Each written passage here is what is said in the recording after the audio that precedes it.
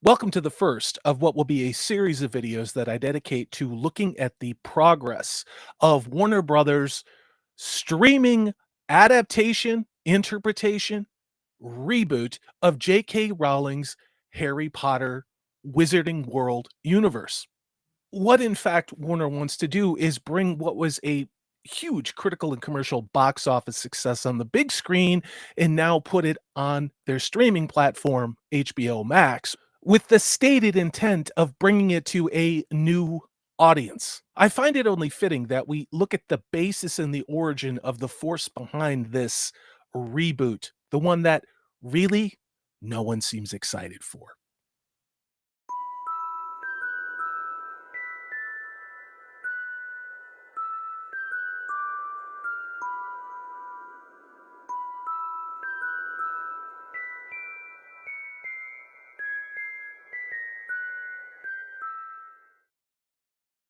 No, it's never a good sign when you've turned off the comments on your big announcement video for a major pillar of what your studio considers to be, let's be honest about it, the only way it can save itself from either being sold in pieces or going bankrupt. I'm going to look at the reasons why one should consider being skeptical as to what Warner Brothers is going to do with what they consider to be a underutilized property.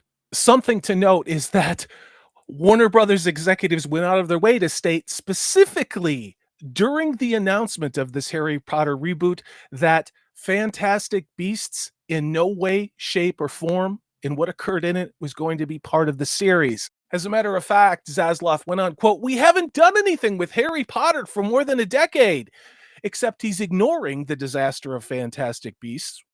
Again, and it bears worth repeating, when this announcement was made, it felt like desperation, not inspiration from Zaslav. And can you blame him? Warner Brothers is not in good financial shape for a variety of reasons, according to reports. That's not speculation. You can look at their bottom line. Look at their stock price over 3 years. Obviously, this announcement was made to try and drum up some hope as to where this company was going to go. The question is will Warner Brothers be able to stay out of their own way to let that happen? Zaslav went on to talk about over the last 20 years of Warner Brothers, without Harry Potter, the Lord of the Rings franchise, and DC, which is in the toilet, let's be honest about it, that the studio's performance had been, quote, relatively flat. He said, when you put those franchises in, he called Warner Brothers one of the best performing studios in the world. And quote, "We need to deploy our best capital and we need to do it with the best creative people in the world." Countless YouTubers have covered this, but Warner Brothers is their own worst enemy. There is a lot of reason to be skeptical with what Warner Brothers are going to do with Harry Potter. Using an IP and making money, Warner Brothers doesn't seem to be very good at that. After all, after the incredible critical and financial success of Peter Jackson's Lord of the Rings, what did they do with The Hobbit? Blimey! Don't take my word for it. Let's look what Jed Brophy, an actor who appeared in both sets of trilogies, had to say about it. Arguably his largest performance in that was as Nori in the Hobbit trilogy. It was Brophy's experience that was actually quoted in numerous articles about why the Hobbit films were a critical and financial not success. In a word, studio interference.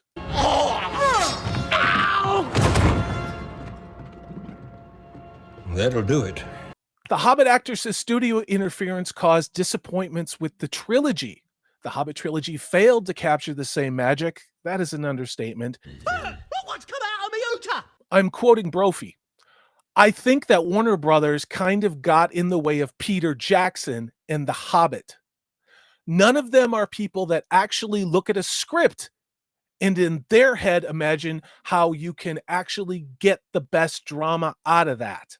Brophy ran on talking about how Peter Jackson was able to be successful with the Lord of the Rings films. Quote, "Now Peter would see stuff in the Lord of the Rings and get this amazing idea how he could shoot the next scene from stuff that was already happening on the set. But if you've got people, meaning Warner Brothers, interfering, dictating what your day is going to be, then that stops. And it certainly does show in the Hobbit trilogy. Well, that could have been worse. You can go out there and find articles talking about how Jackson's envisioned this to be a 2-film series, not a trilogy like the studio demanded it be.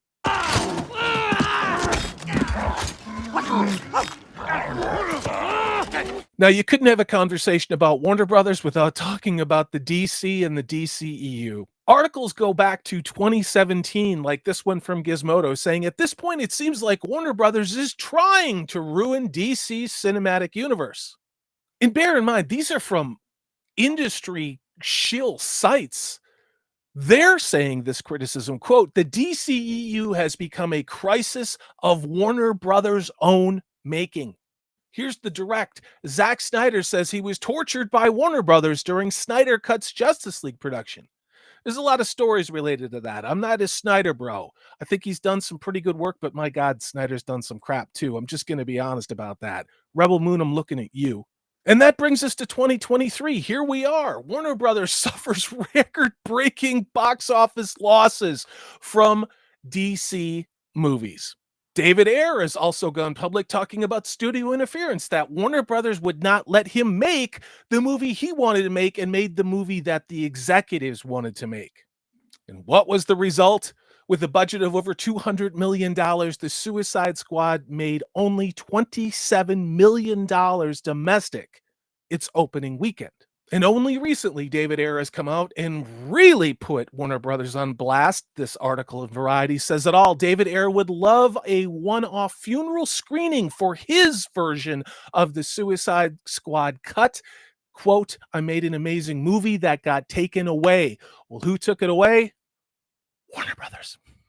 That was certainly not the end of Warner Brothers' DC woes. The sequel to Wonder Woman 1984 had a budget of over $200 million, made only $16.7 million domestic its opening weekend.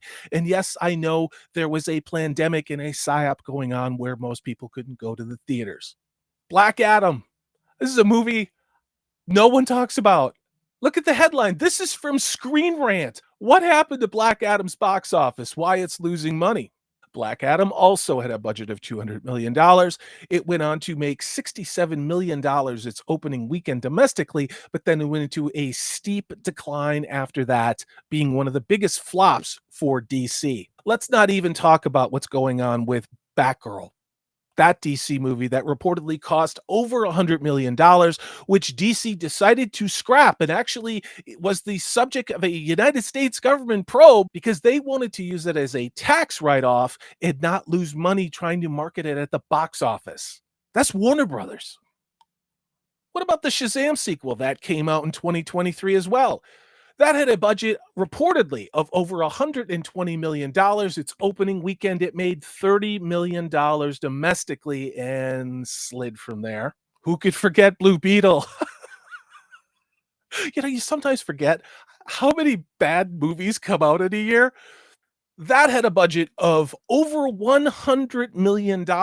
Its first weekend domestically here in the United States made $27 million, and like the other DC properties, dramatically went down after that. Now, we can't have a conversation about Warner Brothers without talking about the poster boy for Warner Brothers. This is Ezra Miller. The disaster that critically and financially, that was The Flash. I kept trying to keep track of how many sets of reshoots that occurred over time with this movie being delayed and reshot over and over again. I believe it's 4 sets of reshoots to end up with a disaster anyway. Not to mention the long, violent criminal past of Ezra Miller. AKA the Bengal Ghouls, the Mad Goose Wizard. No, Disbrew, you don't have a copyright on that. I'm going to use it just once, man. The Flash had a reported budget of $200 million. It made $55 million domestic during its opening weekend and then proceeded to absolutely crash like every other DC movie with the word of mouth. But wait, there's more. I need a ShamWow. Aquaman 2. We are a disease that is infecting our planet. Judging on early reports and screenings, originally Aquaman 2 was all about my climate changey nonsense. In all of the reshoots that occurred, I believe there were 3 sets of reshoots for Aquaman 2 that occurred within a 12-month timeline, only to be another disaster at the box office. Aquaman 2 reportedly had a budget of $150 million. I don't know if that accounts for those confirmed 3 sets of reshoots, but it only made $39 million its opening domestic weekend, and that was, of course, at Christmas without any real competition. I mean, you could call Wonka competition, I guess. And if you start saying the musical The Color Purple was taking away viewers from Aquaman 2, you got way more problems, Warner Brothers. It would be unfair to characterize Warner Brothers without an amazing success, at least financially. I would not say critically, and I would say if your plan to lure people in to watch your movie about a beloved childhood toy is, in my opinion, to lie to them about what the movie's about, I guess then Warner Brothers was successful. The budget for Barbie was reportedly $150 million, and this being the one shining success for Warner Brothers in 2023, it made $155 million domestically in its opening weekend. It was only after people had bought their ticket and started to sit through the movie theater that the agenda behind what Barbie actually was revealed itself. You can see this article from Hollywood and Toto. Woke Barbie drowns in feminism and lectures. And I listened to who this movie was made for, especially women my age or millennials. I couldn't find one of them that was happy with it. But Warner made money. What lesson do you think they're going to take away from that? And of course, given the success of Barbie, the lie to people about what the movie's about to get them in the theater to make a bunch of money with something that they love, they're now going to make a Hot Wheels movie. Yes, that's right. J.J. Abrams is going to make your woke intersectional lens flare Hot Wheels movie. Yay. Which again brings us back to the stock price of Warner Brothers over 3 years. This is where Warner Brothers is at the recording of this video. Things are literally so bad that failing Warner Brothers is talking about merging with failing Paramount to be one giant failing company. So where does that leave us? That leaves us going back to the statement again that David Zaslav made in front of investors, where he said that Harry Potter had been an underutilized IP. Well, we saw what they did when they utilized J.K. Rowling's world. You can look at the box office numbers for the last installment of what Warner Brothers pretends never happened, that being the Fantastic Beasts and Where to Find Them franchise. We saw what they decided to do. We saw that the studio decided to change direction in the middle of a trilogy. I was young. I was committed to me. To us. No. I went along because.